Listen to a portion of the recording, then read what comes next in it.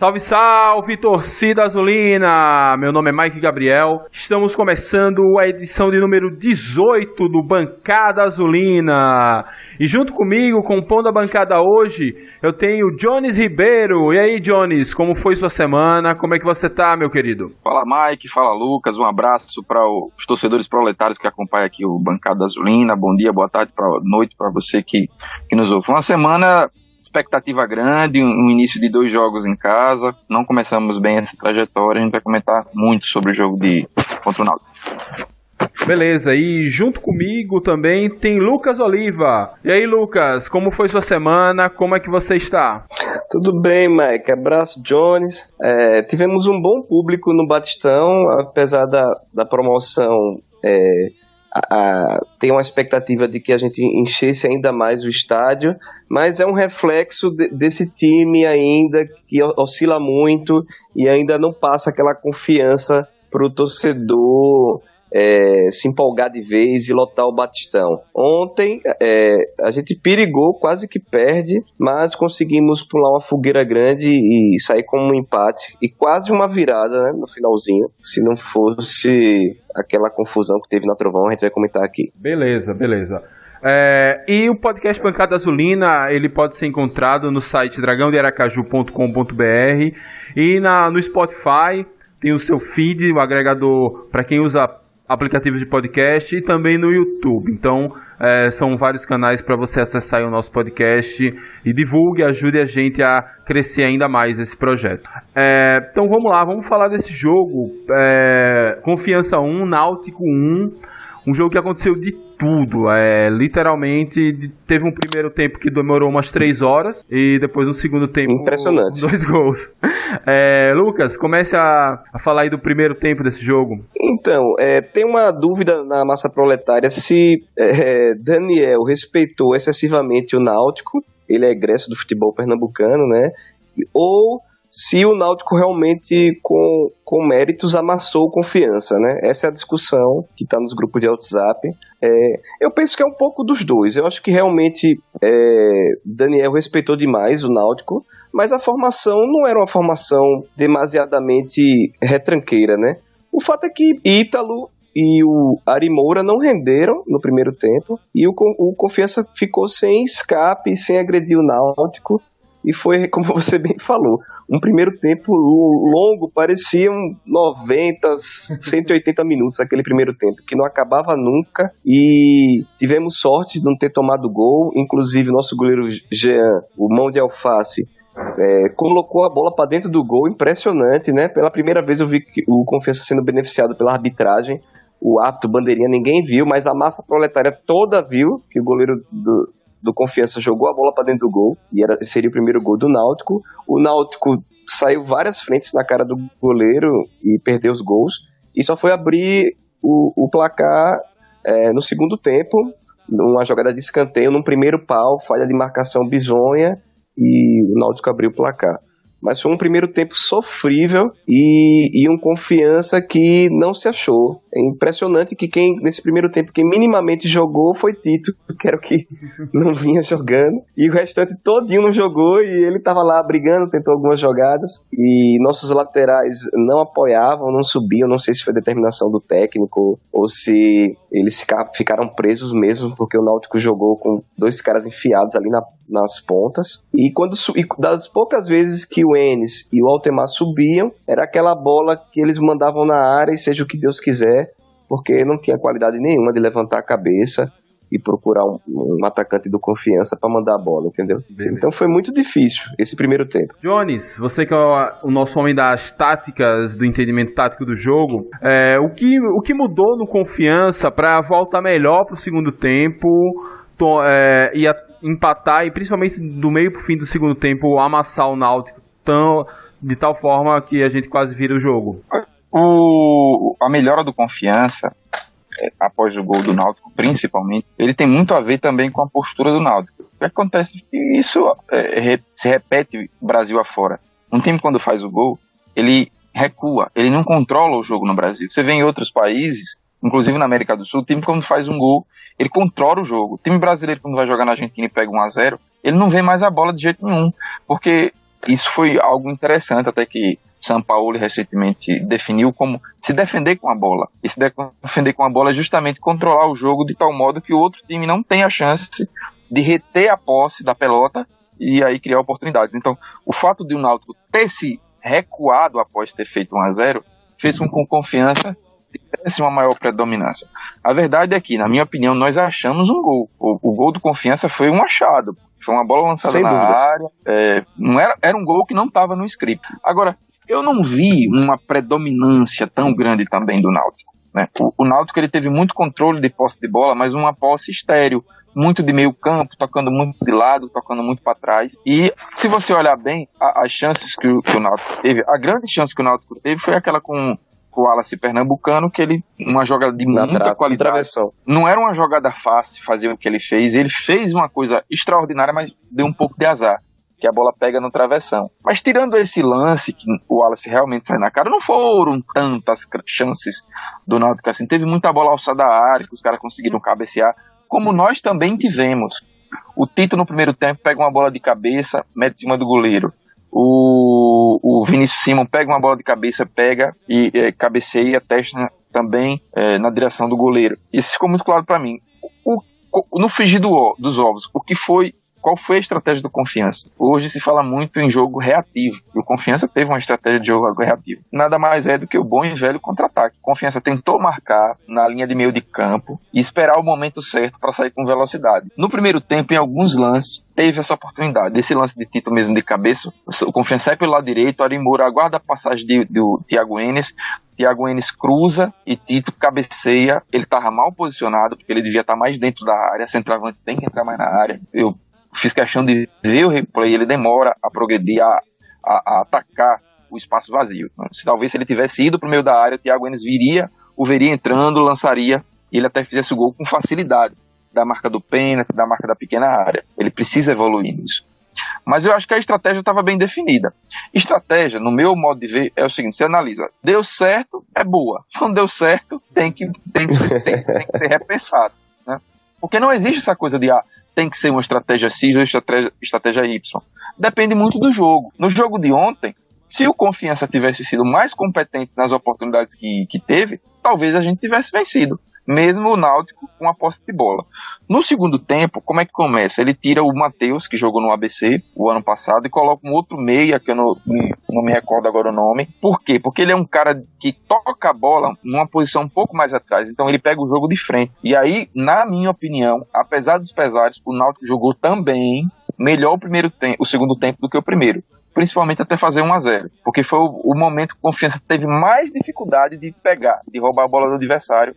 Foi naqueles 20 minutos, antes e um pouquinho depois do 1-0, porque até eles tiveram uma chance depois, um chute lá no cantinho, o cara conseguiu, e Jean conseguiu tirar. Sobre Jean, é engraçado, porque ele teve duas falhas bizonhas, não foi apenas essa, ele teve uma outra falha, que é, ele pega a bola facilmente no início do jogo e dá a bola no pé do atacante do Náutico, no bico da... Não é a primeira vez, né?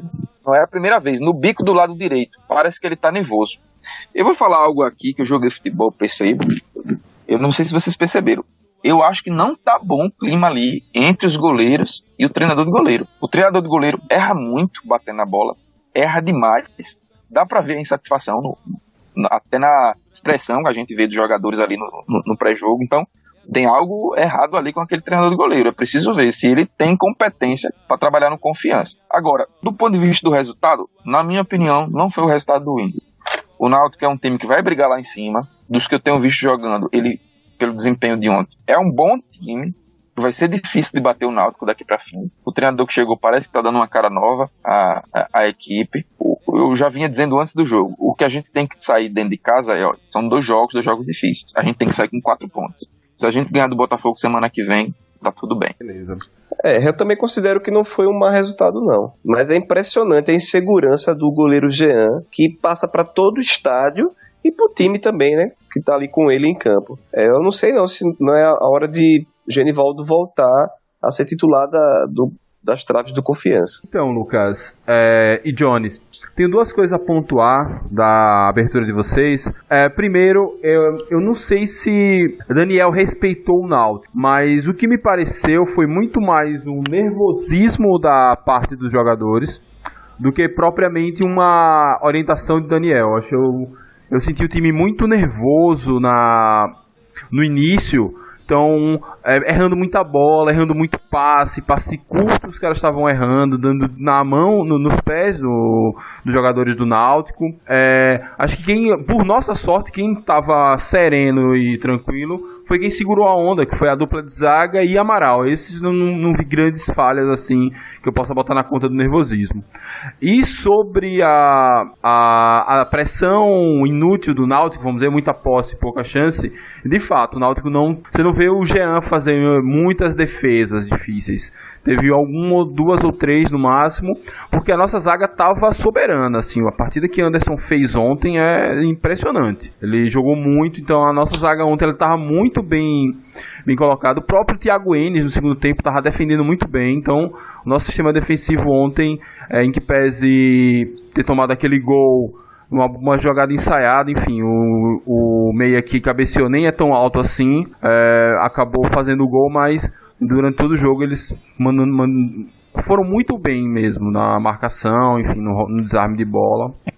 Ô Mike, eu acho que é esse equilíbrio que tá faltando. Eu acho que o treinador Daniel Paulista tá pedindo uma atenção defensiva maior e nosso time tá faltando jogar um pouco mais com a bola. E eu vejo que tá faltando um equilíbrio. Às vezes os jogadores estão jogando muito só, sem dialogar, sem conversar. Eu vejo Everton isolado ali no meio. Ninguém chega ali para jogar com ele. O Vila, com essa preocupação defensiva, às vezes esquece de apoiar como deveria. E fora ontem as más atuações, né? Ítalo mesmo mostrou que definitivamente que é um jogador de segundo tempo. Já não temos mais dúvidas com relação a isso. E o Ari Moura, que vinha bem, ontem foi um pouco abaixo. No primeiro tempo impressionante, errando seguidamente, um atrás do outro. E aí isso comprometeu um pouco o Dragão na parte ofensiva. Apesar de que, eu concordo com você, se não tivesse a parte defensiva melhorado, a gente poderia ter tomado mais gols ontem. Jones, o que você tem a falar da nossa zaga? Eu não vou nem falar, como nós somos torcedores, né? Não somos profissionais. Eu não vou falar muito da nossa zaga não, porque eu lembro que da última vez que nós falamos zicou geral e começou a jogar mal, então eu não quero ser acusado pelos supersticiosos de zicar o nosso time, mas realmente tem um desempenho bom, para ser bem objetivo. Uma coisa que pouca gente comentou e que para mim me incomoda bastante é o seguinte: a bola do Goji, primeiro teve uma falta e era uma bola de cortar fácil. Tito espana o taco, mete para escanteio e sai o gol. Pô, não era para meter aquela bola para escanteio, entendeu? Pô, foi uma sequência de escanteios, né? Não, teve uma falta, há uma cobrança dentro da área, Tito acho que tá no bico da área, e ele espana o taco, pô, mete pra fora. Eu achei que foi um pouco de displicência dele ali. E aí o cara bate e sai o gol. Vai no gol, né? Foi mesmo, quase que a bola vai no gol. E aí o cara bate e sai o gol. Pô, um pouco mais de atenção, velho. Futebol tem que ter atenção a todo momento. Eu nem acho que Tito fez uma partida ruim ontem, eu concordo com o Lucas. Principalmente no primeiro tempo. E a gente sabe que Tito tem um problema, que ele só joga um tempo. Isso não é de agora, desde 2017, quando ele chegou aqui, Tito só joga os primeiros 45 minutos, 15, 20 segundos, acabou. E aí tem que repor. O Renan, ele tem uma movimentação totalmente diferente, né? O Renan se movimenta muito mais. Eu achei que ele entrou arisco ontem. Primeira bola, cavou logo um amarelo pro defensor do Timbu. Depois ele arranca, que eu acho que é assim que o atacante tem que jogar. Eu prefiro o atacante que joga assim. Ele arranca, ataca a bola no cruzamento pelo lado direito de Thiago Enes e desvia. Infelizmente a bola não foi pro gol, porque não é tão fácil você, em velocidade, em progressão, você desviar no canto, ou seja, quase praticamente cabeceando para trás, desviando muito pro lado, mas ele desviou bem. Gostei da movimentação. Mas o sistema defensivo claramente melhorou. Temos tomado poucos gols. Tomamos um gol ontem num vacilo que não pode acontecer, uma bola do primeiro pau. Primeiro pau você não pode tomar gol e tomamos o gol do primeiro pau. Um jogador aqui não é nem de uma estatura elevada, mas tirando essa falha, nosso sistema defensivo está bem. o Amaral. Aí, Jones, continue. Pode ficar à vontade, pode falar, Lu. Não, eu ia falar realmente do Amaral também, que eu acho impressionante, é um cara que faz uma leitura das jogadas muito bem feita, e ele tem uma qualidade de passe que o diferencia do Flávio, né? O Flávio não tem esse passe que o Amaral tem. Então, realmente, eu tô impressionado positivamente com o futebol que Amaral vem desempenhando, e tem um certo padrão, né, de um jogo para outro. E pontuar que nos 20 minutos finais o Confiança até que cresceu bastante no jogo, exerceu uma pressão no Náutico. Chegamos perto de fazer o 2-1 com cobranças de falta. A bola parada de Altemar estava bem. Altemar fez um bom jogo dentro das limitações dele. Ele não é um radar, perdemos muito por não ter um radar, mas no jogo de ontem, acho que seria diferente a nossa situação. Mas o Altemar, dentro das limitações dele, ele fez sim um bom jogo. Principalmente nas bolas paradas, né? Que ele tava batendo bem. E aí o que acontece, né? Acontece uma briga no meio da Trovão. Tanto que eu depois vi que a bateria da Trovão se retirou. A turma, acho que a diretoria da Trovão também se retirou. Vi o Bandeirão se retirando. Mas é aquele negócio, né? Você não tem como controlar a Trovão. É gente de tudo que é tipo ali. Então aquela confusão que aconteceu no seio da torcida chamou toda a atenção da arquibancada, da massa proletária, para a confusão. E aí, coincidentemente, aconteceu com o fim da pressão que o time proletário estava exercendo dentro de campo. E aí termina aqueles 5 minutos finais, o Náutico já com a bola no campo defensivo do Confiança. Então também teve essa questão extracampo que quebrou um pouco aquele clima de pressão que o Confiança estava tendo em cima do Náutico, com faltas, escanteios sequenciais. Eu estava vendo a hora de sair o 2-1 do Confiança ali. A Trovão lançou uma nota hoje dizendo que vai apurar quem esteve na briga, excluir de seus quadros, inclusive até acionar a justiça com base no Estatuto do Torcedor, até para banir quem esteve na confusão de ir ao estádio. Enfim, tá tomando as suas providências. Perfeito. Foi lamentável aquela... Eu confio muito na diretoria da Trovão, acho que eles encaminham bem essas questões.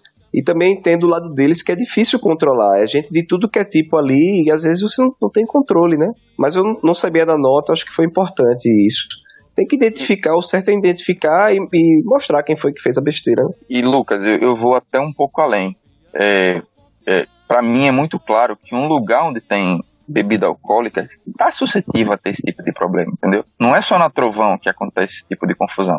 A gente vê, e principalmente quando Confiança está perdendo, a gente vê várias brigas ali do nosso lado azul, entre torcedores proletários, por besteira, por bobagem, velho. Os caras, uma maior animosidade possível, que é liberar aquela energia que eles estão dentro com a raiva tal, e até num companheiro lá de bancada. Isso é lamentável, mas acontece bastante, né, no estádio de futebol. Pois é. Bem pontuado. Outro ponto que eu gostaria de pontuar é falar do menino Bruninho, que estrela esse menino tem. Os 2 gols que Confiança fez na Série C foram dele. E aí, Bruninho titular ou mantém a superstição para ele entrar no segundo tempo e pelo menos tirar do 0 do placar? Talismã, né? E entrou impressionante. Teve uma jogada de Messi que ele encarou uns 2, 3 marcadores e foi impressionante a entrada dele ontem. Mas eu não sei, viu? Acho que é melhor manter essa estrela aí entrando no decorrer das partidas do que o menino já entrar como titular e perder essa estrela aí que ele tá tendo. O certo é que a única certeza que eu tenho é que esse time precisa marcar gols, melhora muito o ataque. Não é só marcar gol, é chutar. Eu, salvo engano, tirando aqueles escanteios que o Altemar batia fechado, Bruno quase não teve trabalho para defender o gol do Náutico, né? Até o próprio gol foi um gol muito, muito mais falha do sistema defensivo do Náutico, que deixou aquela bola de lateral passar por todo mundo e Bruninho nem pulou para cabecear, cabeceou com os 2 pés no chão. Então, do que isso? Então, aí eu não vou falar mais de Tito, acho que esse papo já enjoou. Então, o que a gente faz O que a gente faz para melhorar o ataque? Na arquibancada eu vi várias ideias. O pessoal tá cogitando muita coisa. Até de Renan e Tito mais recuado, Renan de 9, enfim.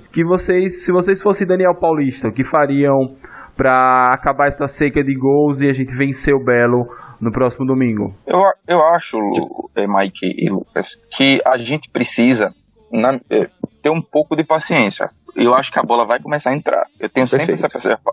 Falei várias vezes isso e falo, olha, a gente tem que esperar. Melhorou o sistema defensivo, em algum momento a bola vai começar a entrar, é natural do futebol. Quando você começa a fazer as coisas certas, seguidamente, em um momento específico, tudo começa a dar certo. Eu dou sempre um exemplo de um clube brasileiro que eu acho que é mestre nisso, o Corinthians. O Corinthians sempre arma seus times de trás para frente. São times que não são tão vistosos, são times que não empolgam tanto, mas eles começam com muito 0-0, muito 0-0, daqui a pouco estão ganhando, hoje mesmo ganhou de 1-0 de novo, em casa, de São Paulo, tem 11 pontos no Campeonato Brasileiro, está no G4, ou seja, dá para você jogar futebol assim, e o futebol brasileiro se joga muito assim. O que é que ele estava fora do script no jogo contra o Náutico? Pegar um gol fácil daquele, não pode tomar um gol de primeiro pau. Não pode tomar um gol de primeiro pau. Se a gente não toma o gol de primeiro pau, talvez o jogo fosse 1-0 de novo, gol de Bruninho de cabeça, como foi contra o ABC. Exato. São coisas do futebol. É muito jogar por uma bola, né? É algo que parece clichê no futebol, mas é verdade. Você arma seu time certinho defensivamente, espera uma bola, faz um gol e faz de tudo para não tomar nenhum. Ganha de 1-0, 3 pontos, show crise, amor, love, 10 mil pessoas no Batistão domingo. Infelizmente não deu dessa vez. Mas eu acho que o time defensivamente está evoluindo. Em determinados, acho que no futuro próximo vai começar a criar mais chances e aí vai começar a fazer mais gols. Sobre essa tese aí de Tito e Gorni, eu não concordo, porque Tito não marca. E aí botar Renan, Gorni e Tito vai ficar muito aberto, né? Esse é um problema. Aí a gente vai começar a tomar gol. Porque vai sobrecarregar lá atrás. Eu acho que talvez, não nesse, mas no outro jogo, se Tito não render de novo, até porque Renan estava fora, não tá com ritmo, teve aquela questão pessoal. O acidente, mas aí, depois do Botafogo não teve um retorno, um feedback bom, aí coloca o Renan para testar, dá 2, 3 jogos de sequência, para ver o que ele apresenta. Jones, eu acho que esse jogo do Botafogo é o batismo de fogo para todo mundo, porque se você pegar aqui, temos 5 jogos, né? As 2 derrotas iniciais, vencemos o ABC, que depois que perdeu pra gente, tem 3 derrotas seguidas, e temos 2 empates. Então, o Botafogo joga a final do Nordestão no meio da semana, lá em João Pessoa, contra o Fortaleza. Perdeu o primeiro jogo lá no Ceará por 1-0. Então, o Botafogo hoje já entrou com o time em reserva, ou seja, está priorizando o título, né? Obviamente. Mesmo assim, vai ser um jogo duro com o Fortaleza. E logo em seguida, vencendo ou não, tomara que o Botafogo seja campeão, apesar que eu não sou muito simpático, que aí eles vão tomar uma cerveja, vão curtir muito ali em Cabo Branco e tal, e aí vão vir aqui para Aracaju no domingo, tudo ressacado pra gente ganhar. É isso que eu tô torcendo. Mas eu acho que esse jogo do Botafogo é o divisor de águas, que o Botafogo é um dos melhores times da Série C, tem 3 empates no início, depois agora vem de 2 vitórias, então é um time que não perdeu ainda, assim como o Sampaio Corrêa, que é o líder, com 11 pontos, e o Dragão, com essa semana cheia e jogando aqui em Aracaju, tem tudo pra vencer o Botafogo, pô. Que é um time que tá na sequência de 2 jogos por semana já há algum tempo. Tem essa final agora, no meio da semana, e depois vem aqui para Aracaju. Eu acho que é o batismo de fogo pra todo mundo. E o time precisa de um meia pra jogar melhor. E seria o Felipe Lima, né? Que tá devendo a temporada inteira. Mike, se você me permite, eu vejo dois cenários bons, não ideais, mas bons para Confiança. Eu concordo com o Lucas, se o Botafogo vencer, tira um pouco o pé, né, porque você se sente muito à vontade, né, porque vencer uma partida, teve um título importante da Copa do Nordeste, vai tomar todas, e aí às vezes tem uma queda de produção. E historicamente, os campeões do Nordeste têm uma queda de rendimento. O Ceará, quando foi campeão da Copa do Nordeste, quase foi rebaixado. Foi quando o Everson foi contratado, chegou lá nos últimos jogos e salvou, né? O Campinense, idem. Tem vários casos. O Sampaio Corrêa foi campeão da Copa do Nordeste, foi rebaixado ano passado. Então, não é não é parâmetro, né? Por várias razões. Um time como o Botafogo ganha a Copa do Nordeste, primeiro, vai ter um bocado de time grande da Série A e B querendo pegar jogador. Porque olha assim, tem jogador lá bom e barato, vou pegar. E como é que o Botafogo... E o time é bom, viu? O time dos caras é bom. Primeiro ponto. Segundo ponto, eu acho que se não for uma vitória do Botafogo, é torcer por uma derrota acachapante. Pegar 3-0 em casa, e aí baixa de vez o moral também, pra nós, é o ideal. Eu, sinceramente, eu não torço nem por Fortaleza e nem pro Botafogo ser campeão. Por mim, é indiferente. Eu torço pelo Confiança, né? Ainda mais quando 2 times do Nordeste.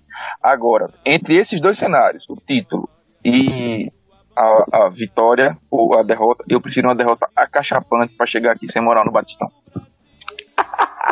Beleza. Bem, eu ia falar do meio campo, então Lucas já adiantou sobre isso. A gente, enfim, precisa de um meio campo, ou Bruninho, ou algum dos atacantes aí, Pingo, sei lá, improvisado, ou enfim, ou Vertinho assume essa condição e bota um outro volante, sei lá, eu não tô me recordando agora, ou até algum menino da base.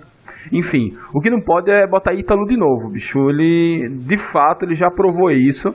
E não é uma crítica, acho que é uma característica dele. Ele tem que abraçar isso, de que ele só rende quando entra no segundo tempo. Então, tirando o clássico contra o Sergipe, mas o Sergipe é tão fraco que não é parâmetro para nada, eu não lembro o jogo que Ítalo entrou de titular e foi bem, como ele costuma ir bem quando entra no segundo tempo. E aí a gente tem esse problema, porque Felipe Lima, eu não sei se está recuperado. Aí talvez, se Radar se recuperar, e o sonho de Lucas possa ser realizado, que é botar Radar na meia e deixar o tema na lateral. Meu camisa 10. Pessoal, só pra gente encerrar, eu quero pontuar uma coisa que a gente falava muito no início da temporada e que não aconteceu nesse jogo, que é o time morrer depois que toma o primeiro gol.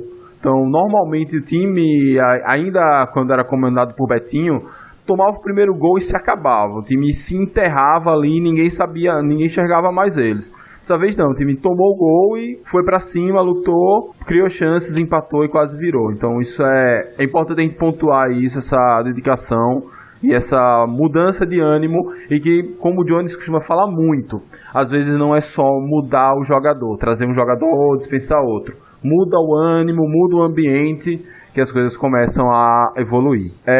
E vamos lá, vamos para as palavras finais. Lucas, despeça-se aí da massa proletária e já projete o próximo confronto com o Belo.